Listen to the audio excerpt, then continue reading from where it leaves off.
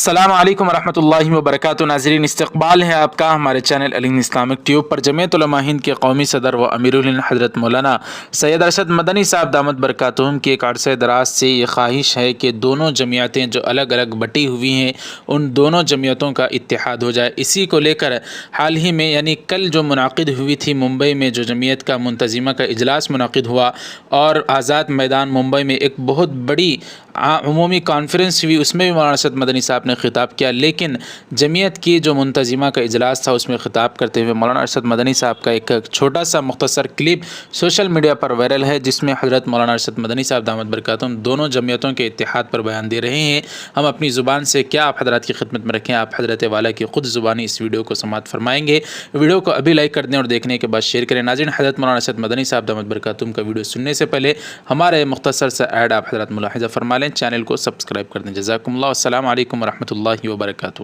السلام علیکم، میں ہوں محمد شجاع الدین۔ ناظرین، آپ میرے ہاتھ میں یہ جو دیکھ رہے ہیں یہ ہے تکمیلی تلبینہ۔ تکمیلی تلبینہ طاقت، صحت اور شفا کے لیے سنت اور طب نبوی کا بہترین نسخہ ہے۔ اگر آپ اپنے علاقے میں تکمیلی تلبینہ کا بزنس کر کے گارنٹی کے ساتھ ہر مہینے 15 سے 25 ہزار روپے تک کمانا چاہتے ہیں تو ابھی اس نمبر پر کال کریں 9890963757۔ میری اپنی کمپنی ہے Takmili food products private limited, Malegaon, India.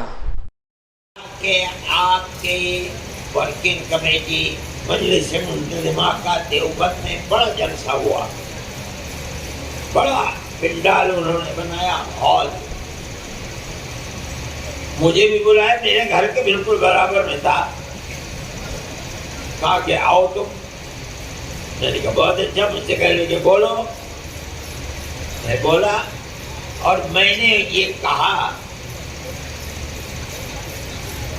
کہ آج یہ جلسہ جس میں مجھے بلایا گیا ہے، میں آپ سے بات کر رہا ہوں، ہو سکتا ہے کہ مستقبل کے اندر یہ اتحاد کی نشانی بھی بن جائے۔ وہ تو سارا مجمع کھڑا ہو گیا ایک دم، 2-3 منٹ تک نعرہ تکبیر اللہ اکبر ہی ہوتا رہا۔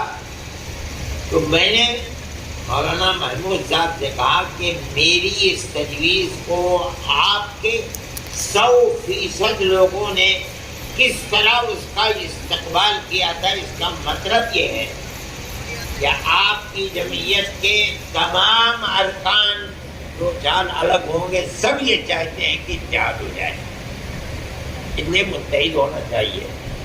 خاموش ہو گئے۔ پھر میں نے کہا کہ اچھا جو آپ کہہ رہے ہیں مجھے اس کو تحریری طریقے پر دے دو۔ بہرحال یہ سب کچھ ہوا، لیکن ان کی طرف سے معذرت ہو گئی۔